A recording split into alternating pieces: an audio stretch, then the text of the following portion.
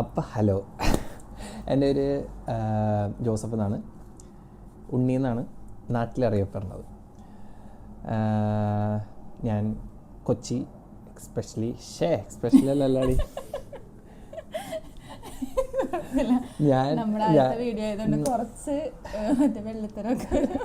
ഞാൻ എവിടെ നടന്നു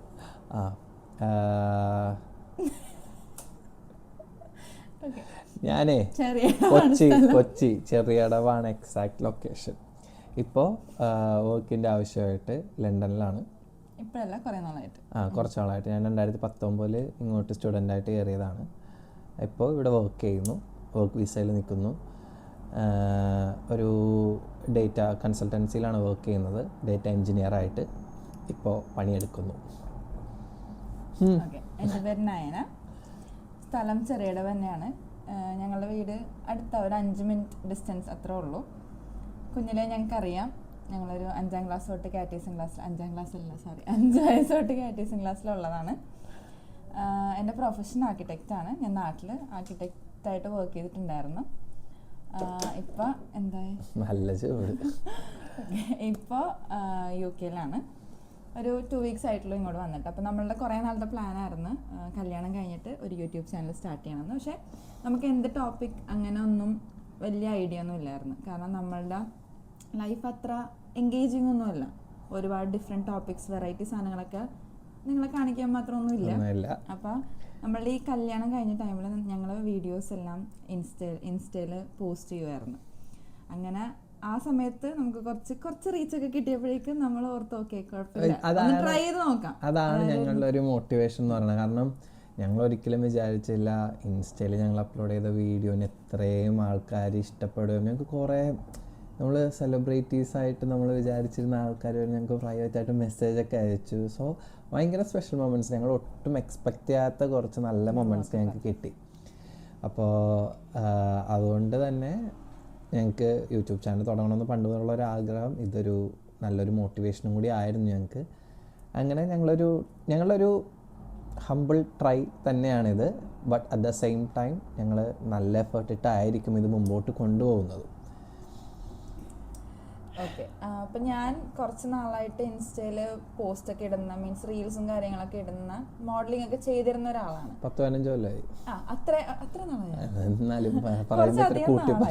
പക്ഷെ നമുക്കറിയാം, അങ്ങനെ ആ ഒരു ഫീൽഡിൽ നിൽക്കുന്ന ഒരാളുടെ എഫേർട്ട്, കുറച്ച് ഫോളോവേഴ്സ് അല്ലെങ്കിൽ കുറച്ച് റീച്ച് ഒക്കെ കിട്ടാനുള്ള ഒരു എഫേർട്ട് നമുക്ക് മനസ്സിലാവും. പക്ഷെ ഇത്രയും നാളായിട്ട് എനിക്കൊരു 5K 6K അത്രയൊക്കെ ഫോളോവേഴ്സ് ഉണ്ടായിരുന്ന ഞാൻ നമ്മളുടെ ഈ കല്യാണം കഴിഞ്ഞു, എന്റെയും കൂടി കഴിവ് കൊണ്ട് അങ്ങനെയാണ് എല്ലാരും പറയുന്നത്. പക്ഷെ ഒരാൾക്ക് ഒറ്റയ്ക്ക് കല്യാണം കഴിക്കാൻ പറ്റില്ല. അപ്പൊ ഞങ്ങളുടെ രണ്ടുപേരുടെയും കഴിവ് റൈറ്റ് പേഴ്സണെ നീ സെലക്ട് ചെയ്തുകൊണ്ടാണ് കല്യാണം ഒരു നല്ല കണ്ടന്റ് ആയതുകൊണ്ട് അങ്ങനെ പറയാൻ പറ്റില്ല. നോ, അങ്ങനെയല്ല. കല്യാണം ഒരു കണ്ടന്റ് ആണ്. ബട്ട് ദ സെയിം ടൈം ആ കണ്ടന്റ് നമ്മളായിട്ട് ക്രിയേറ്റ് ചെയ്ത സംഭവമാണ്. നമ്മൾ തമ്മിലുള്ള കെമിസ്ട്രി, നമ്മൾ ചെയ്ത കുറച്ച് കാര്യങ്ങളാണ് ആൾക്കാർക്ക് ഇഷ്ടപ്പെട്ടു. കല്യാണം ദിവസവും എന്തോരം കല്യാണം നടന്നു, ബട്ട് എല്ലാം നമുക്ക് സ്പെഷ്യലായിട്ട് തോന്നില്ല. ഇതും എല്ലാവർക്കും സ്പെഷ്യൽ ആണോന്നില്ല. For us it was really special. പക്ഷേ അതിൻ്റെ ഒപ്പം തന്നെ കുറച്ച് പേർക്കും കൂടി അത് സ്പെഷ്യലായിട്ട് തോന്നി എന്നവർ ഞങ്ങളുടെ അടുത്ത് പറഞ്ഞു. സോ അതുകൊണ്ടാണ് സ്റ്റോറി കേട്ടവരൊക്കെ കുറെ പേര് റിലേറ്റ് ചെയ്യാൻ പറ്റിയ സ്റ്റോറിയാണ്. അവരുടെ സ്റ്റോറി മീൻസ് അവരിപ്പോൾ ഒരു കല്യാണം കഴിഞ്ഞൊരു 10 കൊല്ലം കഴിഞ്ഞവരൊക്കെ നമ്മൾക്ക് മെസ്സേജും അല്ലെങ്കിൽ കമന്റ് ഒക്കെ തരുമ്പോൾ നമ്മൾ ഭയങ്കര ഹാപ്പിയാണ്. കാരണം കമന്റ് വായിക്കാൻ തന്നെ ഭയങ്കര രസമാണ്. ജസ്റ്റ് കുറെ സ്മൈലി അല്ലാണ്ട് കുറെ വലിയ ലോങ് പാരഗ്രാഫ്സ്, ആ ഒരു എഫേർട്ട് അവർക്കൊരു 2 മിനിറ്റ് എഫേർട്ട് ആയിരിക്കും, ഒരാവശ്യവുമില്ല. കുറെ ബ്ലെസ്സിങ്സ് വന്നു ആൻഡ് പ്രൈവറ്റ് മെസ്സേജസ്, അതൊക്കെ ഒട്ടും നമ്മളൊട്ടും എക്സ്പെക്ട് ചെയ്യാത്ത കുറച്ച് മൊമെൻറ്റ്സ് ആയിരുന്നു. ലൈക്ക് ഞങ്ങൾക്ക് ഡയറക്റ്റ് മെസ്സേജ് അയച്ച്, ചേട്ടാ ചേച്ചി നിങ്ങളുടെ സ്റ്റോറി അടിപൊളിയായിരുന്നു കേട്ടോ, ഞങ്ങൾ കരഞ്ഞു പോയി, എന്തെങ്കിലും ലൈഫ് അഡ്വൈസ് തരാമോ? ഞങ്ങൾക്ക് പോലും അറിയില്ല എന്ത് പറയണോ. കല്യാണം കഴിഞ്ഞിട്ട് 2-3 മാസമായിട്ടുള്ളൂ. എന്നിട്ട് നമ്മളോട് അങ്ങനെ പറയുമ്പോൾ നമ്മൾ ഇപ്പോഴും ആ ഒരു മൊമെന്റ് നമുക്ക് ഭയങ്കരമായിട്ട് ഓർത്തിരിക്കാൻ പറ്റുന്നുണ്ട്. ഓക്കെ, അങ്ങനെ ഉള്ളൊരു സംഭവമാണ്. പിന്നെ എന്താണ് ഈ ഒരു യൂട്യൂബ് ചാനൽ കൊണ്ട് ഞങ്ങൾ ഉദ്ദേശിക്കുന്നത് എന്ന് പറയുകയാണെങ്കിൽ, ജസ്റ്റ് ഫോർ സ്റ്റാർട്ടിങ് ഞങ്ങൾ ഉദ്ദേശിച്ചിരിക്കുന്നത് ഞങ്ങളൊരു 1 year ആയിട്ട് കല്യാണത്തിൻ്റെ കാര്യങ്ങളെല്ലാം പ്ലാൻ ചെയ്തുകൊണ്ട് പോവാം. ഈ കല്യാണത്തിൻ്റെ ഒരു 90% ക്രെഡിറ്റും ഇയാൾക്ക് തന്നെയാണ്. കാരണം പ്ലാനിങ് എല്ലാം ചെയ്തിരിക്കുന്ന ഇയാൾ അല്ല, തന്നെയാണ്. എനിക്ക് പണ്ടോട്ടേ എൻ്റെ Planning വെഡിങ് ഭ്രാന്തുണ്ട്. ആയിരിക്കണം. ഓക്കെ, പ്ലാനിങ് ഭ്രാന്തുണ്ട്. എല്ലാ കാര്യങ്ങളും പ്ലാൻ ചെയ്യുന്ന ആളാണ്. പക്ഷെ നമ്മൾക്ക് നമ്മളുടെ വെഡിങ് ഒരു ഡ്രീം വെഡിങ് ആയിരിക്കണം, ഭയങ്കര അടിപൊളിയായിരിക്കണം, ഒത്തിരി എമൗണ്ട് സ്പെൻഡ് ചെയ്യണം നമുക്ക് താല്പര്യമില്ലായിരുന്നു. പക്ഷെ അത് സ്പെൻഡ് ചെയ്യാൻ ഇല്ല ഇല്ല. അപ്പൊ നമുക്ക് നമ്മളുടെ ബഡ്ജറ്റിൽ ഏറ്റവും ബെസ്റ്റ്, ഒട്ടും റിഗ്രറ്റ് തോന്നരുത്. നമുക്ക് കല്യാണം കഴിഞ്ഞ് കഴിയുമ്പോൾ അങ്ങനെ ചെയ്യായിരുന്നു ഇങ്ങനെ ചെയ്യായിരുന്നു തോന്നാത്ത രീതിയിൽ വേണം എന്നുള്ളൊരു ആഗ്രഹം ഉണ്ടായിരുന്നു. അങ്ങനെ ഞാൻ എനിക്ക് തോന്നുന്നു ഒരു 1 year മുമ്പേ ജോലിയൊക്കെ റിസൈൻ ചെയ്തു. More than 1 year. അതിന് മുമ്പ് തന്നെ ഇയാൾ റിസൈൻ ചെയ്തു. എനിക്ക് ഓർമ്മ ഉണ്ട്, ആ ഒരു 1 year അല്ല കേട്ടോ, 1 yearന് മുമ്പ് ഒരു 1.5 years ആകുമ്പോൾ തന്നെ അവൾ സ്പ്രെഡ്ഷീറ്റൊക്കെ ഉണ്ടാക്കാൻ തുടങ്ങി. ഇന്ന കാര്യങ്ങളൊക്കെയാണ് നമുക്ക് ചെയ്യേണ്ടത്. ഓക്കെ, അപ്പോൾ ഞാൻ പറഞ്ഞു നമുക്കൊരു 1 yearന് മേലുണ്ട്, അതൊന്നും പറഞ്ഞിട്ട് കാര്യമില്ല. ഇപ്പോഴേ നമ്മൾ ബഡ്ജറ്റും കാര്യങ്ങളൊക്കെ എല്ലാം പ്ലാൻ ചെയ്യാം, എന്നിട്ട് വേണം നമ്മൾ ഓരോ കാര്യം പയ്യെ സോർട്ട് ചെയ്തുകൊണ്ട് വരാം. എനിക്കത് ഒട്ടും കാരണം ഞാൻ എന്ന് പറയുന്നത് ഓൾമോസ്റ്റ് അല്ല ലാസ്റ്റ് മിനിറ്റിൽ എല്ലാം ഓടി കിടന്ന് സോർട്ട് ചെയ്യുന്ന ഒരാളാണ്. എങ്ങനെ വന്നാലും ഓക്കെയാണ്, അഡ്ജസ്റ്റബിൾ ആണ്, ഇങ്ങനെ ആയാലും കുഴപ്പമില്ല, അങ്ങനെയാണെങ്കിലും കുഴപ്പമില്ല. അതെ, അങ്ങനത്തെ ഒരാളാണ്.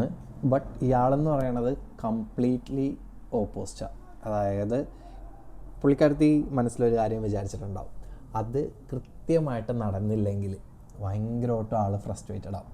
അപ്പോൾ അതിൻ്റെ ആ ഒരു അഡ്വാൻറ്റേജാണ് ഈ ഒരു വെഡ്ഡിങ് എത്രയും ബ്യൂട്ടിഫുള്ളായിട്ട് പ്ലാൻഡ് ആയ രീതിയിൽ തന്നെ ഞങ്ങൾക്ക് പുൾ ഓഫ് ചെയ്യാൻ പറ്റിയത്. അല്ലെങ്കിൽ ഇപ്പോൾ ഞാൻ പറയണതാണ്, താൻ നോക്കിക്കോ, താൻ ഈ ഒരു ഡിപ്പാർട്ട്മെൻറ്റ് നോക്കിക്കോ, താൻ ചെയ്തോ, അവസാനത്തെ മാസമായിരിക്കും ഞാൻ ഇതിനെക്കുറിച്ച് ആലോചിക്കണം, ഞാൻ കാര്യങ്ങൾ സോർട്ട് ചെയ്യണം. ലാസ്റ്റ് മിനിറ്റ് റഷ് ഒട്ടും പറ്റില്ല. പ്രത്യേകിച്ച് ഇപ്പോൾ നമ്മൾ വെഡ്ഡിങ് ആകുമ്പോൾ നമുക്ക് ലാസ്റ്റ് മിനിറ്റ് ആ ടെൻഷൻ ഒട്ടും നമുക്ക് സഹിക്കാൻ പറ്റില്ല. അപ്പോൾ അതുകൊണ്ട് തന്നെയാണ് ഞങ്ങളുടെ കഴിഞ്ഞ കൊല്ലം 2025 ജാനുവരിയിലാണ് നമ്മളുടെ പെണ്ണ് കാണൽ, ഒഫീഷ്യൽ പെണ്ണ് കാണലും ചെക്കൻ കാണലും ഫിക്സേഷൻ പരിപാടിയൊക്കെ നടന്നത്. അത് കഴിഞ്ഞിട്ട് ആൾ തിരിച്ച് UK വന്നു. അപ്പോൾ ആ ടൈമിൽ എനിക്കവിടെ ഒറ്റയ്ക്ക് മാനേജ് ചെയ്യാൻ ശരിക്കും ഭയങ്കര ബുദ്ധിമുട്ടാണ്. കാരണം എനിക്ക് ആ ഫുൾ സ്ട്രെസ്സ് വരും. എല്ലായിടത്തും പോയി ചെയ്യേണ്ട കാര്യങ്ങളൊക്കെ ഞാൻ ഒറ്റയ്ക്കാണ്. ഇപ്പോൾ നമ്മൾ കുറേ കാര്യങ്ങൾ ഡിസ്കസ് ചെയ്യാൻ ഒന്നിച്ച് പറ്റുമെങ്കിൽ പോലും നമുക്ക് കുറേ കാര്യങ്ങൾ ഡയറക്റ്റ് പോയി കണ്ട് തന്നെ ചെയ്യണം എന്നുള്ളതൊക്കെ ഞാൻ ഒറ്റയ്ക്ക് ചെയ്യേണ്ട അവസ്ഥ വന്നിട്ടുണ്ട്. അപ്പോൾ ഞങ്ങൾ ആദ്യം ഓർത്തു, ഈ പറഞ്ഞ പോലെ തന്നെ 1 year ഉണ്ടല്ലോ, നമുക്ക് പതുക്കെ ഓരോ കാര്യങ്ങൾ പ്ലാൻ ചെയ്യാം. അപ്പോൾ ആദ്യത്തെ ഏറ്റവും വലിയൊരു ടെൻഷൻ നമുക്ക് മാത്രമല്ല, ഇപ്പോൾ കല്യാണം പ്ലാൻ ചെയ്യുന്ന എല്ലാവരുടെയും ടെൻഷനായിരിക്കും ഡേറ്റ് ഫിക്സ് ചെയ്യുന്ന പരിപാടി.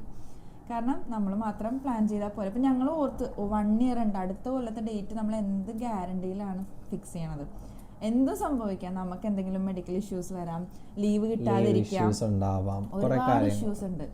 അപ്പോൾ ഞങ്ങൾ ആ പോയിന്റിൽ ചിന്തിച്ചതെന്ന് പറഞ്ഞാൽ എല്ലാവരും എങ്ങനെയാണ് ഡേറ്റ് ഫിക്സ് ചെയ്യണത് കല്യാണത്തിൻ്റെ. ഇപ്പോൾ മിക്കവരുടെയും പാരൻസ് തന്നെ ആയിരിക്കും. പക്ഷെ നമ്മളുടെ പാരൻസ് ഭയങ്കര സപ്പോർട്ടീവ് ആയിരുന്നു, കംപ്ലീറ്റ്ലി നമ്മളുടെ കയ്യിലേക്ക് തന്നു, ഇൻക്ലൂഡിങ് ഡേറ്റ് ഫിക്സ് ചെയ്യുന്ന പരിപാടി പോലും.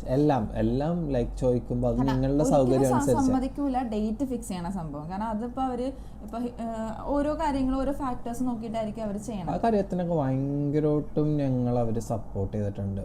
ഫ്രം എല്ലാ ചെറിയ ആസ്പെക്റ്റ് ആണെങ്കിൽ പോലും എന്തെങ്കിലും ചോദിക്കുകയാണെങ്കിൽ എടാ നിൻ്റെ സൗകര്യം അല്ലെങ്കിൽ അവളുടെ സൗകര്യം നിങ്ങൾ രണ്ടുപേരും കൂടി ചോദിച്ച് കാര്യങ്ങൾ മുമ്പോട്ട്.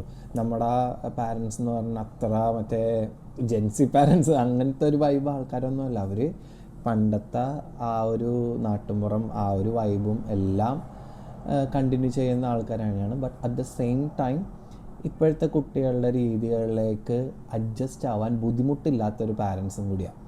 അപ്പം അതുകൊണ്ട് തന്നെയാണ് ഇങ്ങനത്തെ ഒരു പരിപാടി നമ്മൾ പ്ലാൻ ചെയ്ത പോലെ അവരുടെയും കൂടി സപ്പോർട്ടും ഹെൽപ്പോടും കൂടെ നമുക്ക് ഈ ഒരു രീതിയിലേക്ക് എത്തിക്കാൻ പറ്റിയത്. അപ്പോൾ ഡേറ്റ് ഫിക്സേഷൻ ഉണ്ട്. അപ്പോൾ ഡേറ്റ് ഫിക്സ് ചെയ്തതെന്ന് പറഞ്ഞാൽ നമ്മളിപ്പോൾ ഫസ്റ്റ് പ്രയോറിറ്റി എന്തായാലും ആളുടെ ലീവാണ്, ചെക്കനില്ലാണ്ട് പരിപാടി നടക്കൂല. അത് കഴിഞ്ഞിട്ട് പിന്നെ നമ്മൾ നോക്കിയെന്ന് പറഞ്ഞാൽ ആളുടെ ഫ്രണ്ട്സിന്റെ അവൈലബിലിറ്റി, എല്ലാവരും പുറത്തായതുകൊണ്ടുള്ള പ്രശ്നം. എന്ന് പറഞ്ഞാൽ ആ ഒരു സിനാരിയോ ഞാൻ പറയാം. കാരണം എനിക്കിവിടെ ഒരു നല്ലൊരു ഫ്രണ്ട് സർക്കിളുണ്ട്, ഞങ്ങളൊരു 10-15 പേരോളം ഉണ്ട്. അപ്പോൾ ഇപ്പോഴെന്ന് പറയുന്നത് എൻ്റെ ആ ഒരു ഏജ് റേഞ്ചുള്ള കൂട്ടുകാരായതുകൊണ്ട് കഴിഞ്ഞ കൊല്ലം 2 പേർ കല്യാണം കഴിഞ്ഞു, അതിന് മുമ്പത്തെ കൊല്ലം 2 പേർ കല്യാണം കഴിഞ്ഞു. അപ്പോൾ ഞങ്ങൾ ഇതെല്ലാം പ്ലാൻഡ് ആണ്. കഴിഞ്ഞതിന് മുമ്പത്തെ കൊല്ലം ആകുമ്പോൾ അവൻ എൻ്റെ അടുത്ത് പറയും, എടാ ഇൻ ലൈക്ക് നെക്സ്റ്റ് നവംബർ ഞാൻ പ്ലാൻ ചെയ്യുന്നുണ്ട്, ലീവ് അതനുസരിച്ച് സോർട്ട് ചെയ്യും, ഞാൻ പോവും. അത് കഴിഞ്ഞ പോലെ 2 പേരുടെ കല്യാണം ഉണ്ടായിരുന്നു. ബട്ട് അവർ 2 പേരും പ്ലാൻ ചെയ്തു, ഓക്കെ നമുക്ക് 2 പേർക്കും ഈ മാസം കെട്ടാം. അപ്പോൾ ബാക്കി എല്ലാവർക്കും ആ ഒരു മാസത്തിനുള്ളിൽ വന്നാൽ മതി, 2 ടൈമായിട്ട് വരണ്ട, ആ ഒരു കാര്യം വെച്ച് സോർട്ട് ചെയ്ത് അവർ 2 പേരും അടുപ്പിച്ച് വെച്ചു. അപ്പോൾ ഇത്തവണ എൻ്റെയും പിന്നെ ആകാശ് ഋഷാണ്, അവരൊരു കപ്പിളാണ്, ഇവിടെ തന്നെ ഉള്ളവർ. അപ്പോൾ അവരും ഞാനും കൂടി ആദ്യം സംസാരിച്ചടാ നമുക്ക് ഇന്ന ഒരു മാസം നമുക്ക് പ്ലാൻ ചെയ്താലോ. അപ്പോൾ അവരും ഓക്കെ പറഞ്ഞു. അതനുസരിച്ച് ഞാനും ഞാനായിട്ട് പ്ലാൻ ചെയ്തു. അങ്ങനെ ആണ് എൻ്റെ ഭാഗം സോർട്ടായത്.